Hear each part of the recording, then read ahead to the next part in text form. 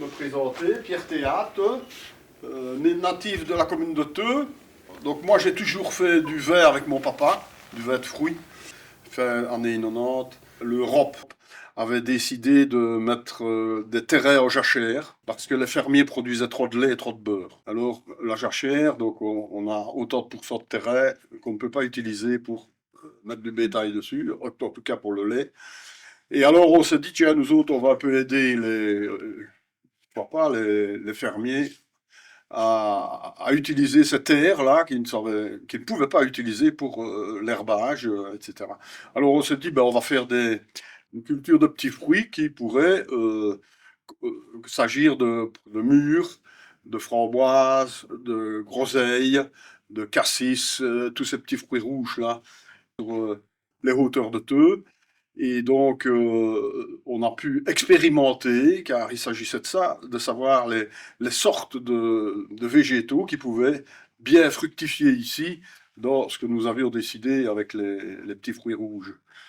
Qu'est-ce qu'on va faire? Ben alors moi j'ai dit, ben, j'ai une petite recette que j'utilise déjà depuis pas mal de temps, et c'était la fleur de franchiment déjà à cette époque-là, qui a été faite, et on faisait ça dans les caves, hein. C'était au début, c'était petit, hein. On faisait ça avec des transvases et des dames germes de 5 litres dans des bouteilles, on mettait le mouchoir à la main, etc., les étiquettes, on les collait au lait, et d'un autre côté, on s'intéressait au terrain. Donc on avait parfois les récoltes, hein. Dans les 4 que nous sommes, il y a un ingénieur agronome de Jean Blou, Nicolas Klingler. Et donc avec lui, ben, on décide des sortes qui donnent le mieux, qui donnent le plus de sucre, qui ne gèlent pas trop tôt, etc.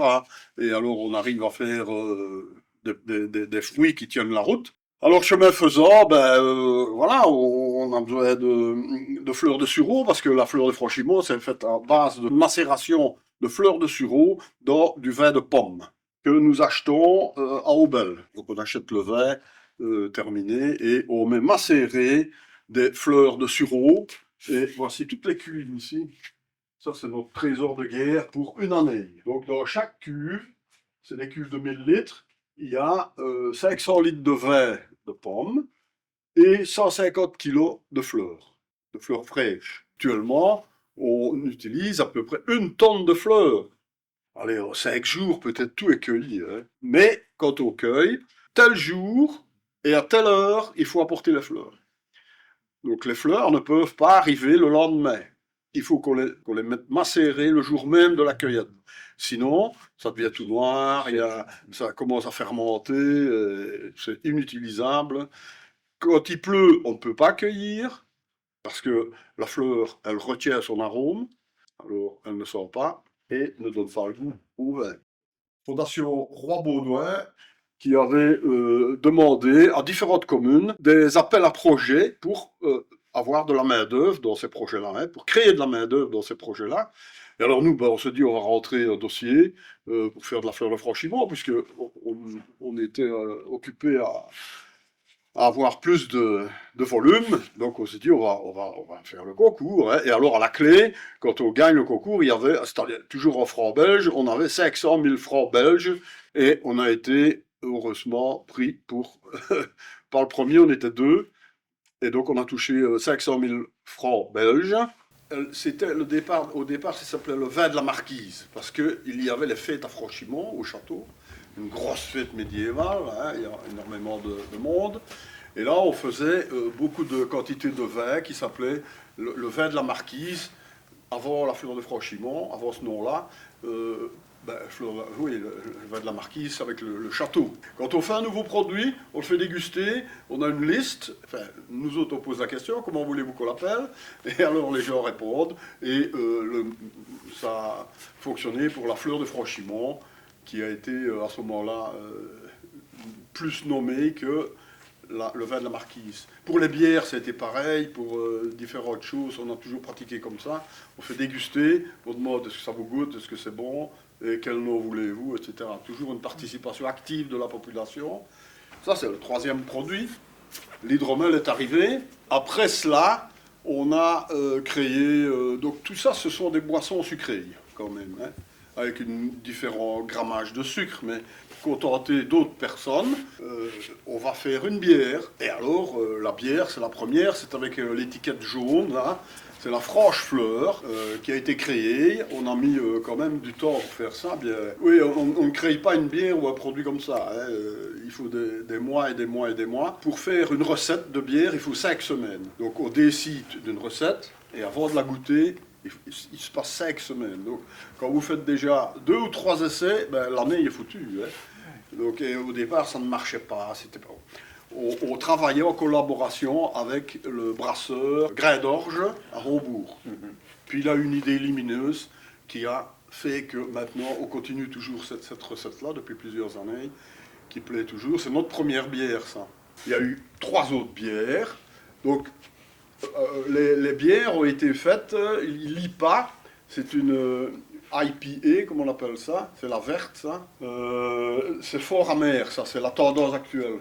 Hein, ça, la tendance est venue des Amériques, mais la recette, c'est les Anglais qui l'ont faite, hein, il y a déjà bien longtemps, de tanin qui est donnée par la fleur des petits cônes de houblon, poussière jaune.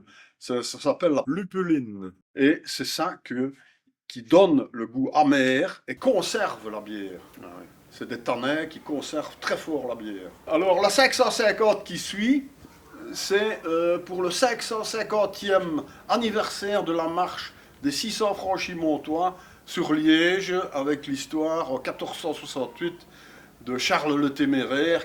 Alors il y a eu la 4e, c'est la triple. Et là, la triple, elle a été faite par le fils de Luc qui se prénomme Martin, qui avait eu l'idée de faire une triple.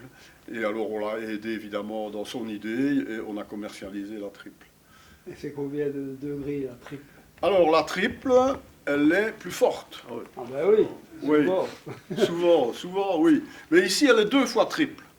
Elle est triple grain et elle est triple pour l'orge. Donc on dit triple. L'histoire veut que dans les abbayes au moment médiéval, parce que l'eau était mauvaise, hein, il y avait des maladies, donc ils mettaient de la bière, mais la bière, elle était très légère, c'est de la pils. C'est eux qui ont inventé la pils. Et comme il en donnait, ben, ça ne devait pas coûter trop cher. Par contre, quand il faisait pour eux, ils ont fait la triple, 3 fois plus de degrés alcooliques. C'était quelque chose dans l'ordre de plus chaud, je vais dire. Hein. Et c'est l'histoire des bières. Donc la pils, il y a des doubles et les triples, et il y a les quadruples même. Hein. Donc chaque fois, on augmente le degré alcoolique, et nous autres, nous sommes à 8,5 degrés pour cette triple-ci. Et la 550, on est à 5,5 degrés. Donc c'est une bière très basse. Et la 550, elle a la particularité que nous n'avons pas mis de houblon, toujours inspiré par le médiéval. Ils utilisaient, à cette époque-là, ils ne connaissaient pas le houblon, ça n'existe pas ici, hein, ils utilisaient la fleur de bruyère, qui aurait plein dans nos forêts. Et nous avons fait cette bière-là à la fleur de la bruyère. Vous allez goûter tout à l'heure, et enfin moi je la goûte. Bien. Alors nous avons aussi la rosée de Spa, qui est aussi une demande de la ville de Spa, qui est contiguë à notre communauté, par l'intermédiaire de l'échevin du tourisme, nous demandait de créer un produit qui correspondrait à la ville de Spa. Et alors nous avons réfléchi évidemment, et comme la ville de Spa est entourée de grandes et belles forêts d'arbres de feuillus, on a pensé aussi de créer un produit à base de myrtille, qui est un peu l'emblème du coin des Ardennes ici. Et donc la ville de Spa nous a offert l'étiquette, parce que c'est un coût évidemment important, qui vient même d'être renouvelé après une 10-15 ans de... Et donc voilà, ça se passe très bien. Quand il faut des manifestations à l'étranger, etc., ils nous prennent des bouteilles. C'est des cas d'initiative, l'Office du tourisme de Spa, donc vente nos bouteilles. Alors après, ben, qu'est-ce qu'on s'est dit? On ferait bien un alcool. Hein. Et alors on a créé la bouteille transparente qui est entre les 2 boîtes là. C'est la fine fleur. Ça c'est notre meilleur produit, ça moi je trouve. C'est impeccable, c'est génial. Pour ceux qui aiment l'alcool fort, c'est une distillation de la fleur de franchiment qu'on a fait distiller par Étienne Bouillon, vous connaissez Étienne Bouillon, non? À Grasse-Sologne. C'est un gars qui a fait le whisky belge, Old Whisky, là, la chouette. C'est lui qui a créé cette société-là, mais il nous a distillé, et il nous distille toujours. Donc c'est un maître distillateur. Anciennement, il était vétérinaire, ce gars-là. Un type très sympathique. Et la qualité du produit est due à la qualité du maître distillateur. Parce que quand on distille, il y a 3 parties dans ce qu'on récolte après la distillation. La distillation, c'est chauffer. Hein. La première partie, c'est la tête qu'on appelle ça, et c'est pas bon à boire. Donc il y a des éthers, des esters et tout ça. Il y a le corps, et c'est ça qu'on boit. Et il y a la queue. Et dans la queue aussi, il y a des mauvais produits là-dedans qui rendent aveugle, etc. Mais nous, il fait très peu, et donc ça coule tout seul, malgré les 43 degrés. Donc ça n'accroche pas, ça ne pique pas. Mais par exemple, pour ça, 2 ans de recherche, d'essai, de nouveau, ça ne me donnait rien, c'était pas bon, on a dû adapter plein de choses, et ça ne vient pas tout seul, croyez-le. Alors il y a eu dernièrement la merveille de la Charmille, ça c'est le syndicat d'initiative de l'Arré, qui est un petit village ici un peu plus loin, qui fait partie de l'entité de Theux, qui avait anciennement une liqueur, et ils nous ont demandé de créer une recette. Et nous, on a fait simplement avec les bourgeons de charme qui viennent de la Charmille, la plus longue d'Europe, là au-dessus, vers Buisson. Et donc là, on va cueillir les bois de la Neille au mois de février, et on les met trempés, macérés de nouveau, plus notre recette pour arriver à faire cette liqueur-là. Alors le dernier produit, c'est à côté, c'est le gin fleur, qui a été fait aussi par le fils d'Alexandre Laudet, Rémi. Il a déjà 30 ans. Hein. C'est la mode, hein, enfin déjà depuis un moment, la mode du gin. Donc il se dit, pourquoi pas faire du gin? On lui a dit, oui, on va faire le gin. Et de nouveau, on a mis tout ça en musique, avec des essais différents, des recettes, on a essayé. Et voilà, donc tout ça avec des créations d'étiquettes. Donc là-dedans, c'est notre réserve de guerre. Si on n'a jamais le feu ici, nous sommes assurés. Oui, parce qu'un an, on ne saurait plus rien vendre. Enfin, en ce qui concerne la fleuve Franchimont. La fleuve Franchimont est à peu près 80-85% de notre chiffre d'affaires. Alors, parlons chiffres. Donc, notre chiffre d'affaires est à peu près, l'année passée, 400-420 000 euros par an. Donc voilà, nous sommes 4 fondateurs, et on est toujours tous les 4.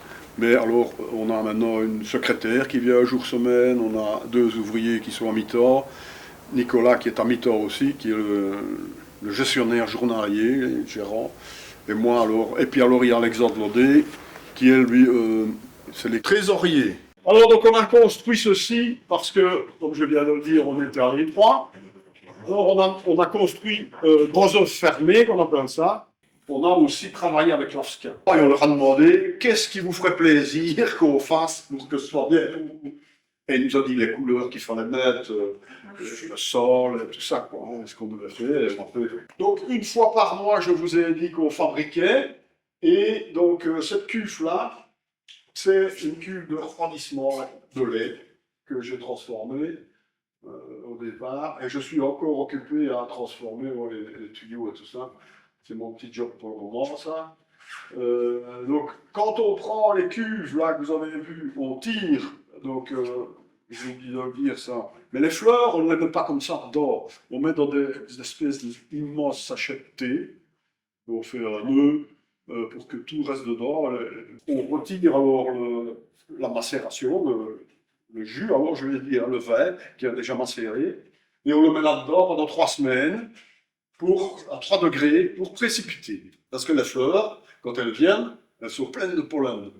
Le pollen, c'est des petits grains, des minuscules grains de jaune, un très beau jaune.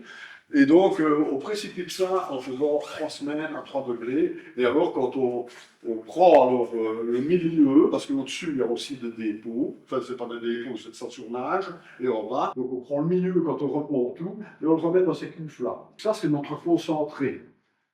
Alors, on remet du vin une 3e fois. Et la 4e fois, on fait la bière. C'est vous dire l'arôme puissant des fleurs de sureau. Et en plus, la fleur de sureau, elle est anti-fermenticide, anti-bactéricide. Ça veut dire que vous pouvez laisser une bouteille ouverte dans votre frigo pendant 3 semaines sans problème, ça ne bouge pas.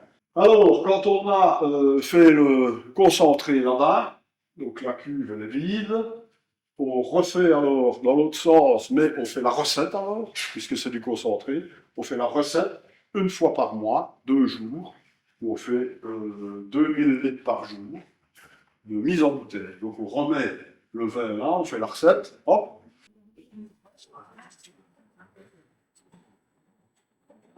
Ça c'est une soutireuse bouchonneuse.